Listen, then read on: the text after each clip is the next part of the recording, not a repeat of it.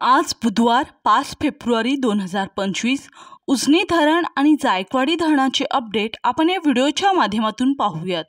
त्याआधी आपण जर आपल्या हक्काच्या हॅलो बळीराजा या चॅनलला सबस्क्राइब केला नसाल तर सबस्क्राइब करा, जेणेकरून आमचे अपडेट तुम्हाला लवकरात लवकर मिळतील।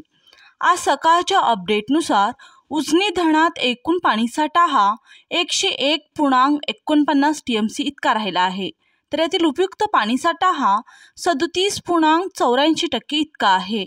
सध्या उजनीमधून सीना माढा कालव्यातून 320 क्युसेकने, दहिगाव उपसा सिंचन योजनेसाठी 120 क्युसेकने, मुख्य दरवाजामधून 2400 क्युसेकने आणि टनेलमधून 400 क्युसेकने पाणी सोडलं जात आहे।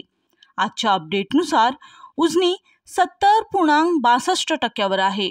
आता पाहूया जायकवाडी धरणाचे अपडेट काय आहे ते।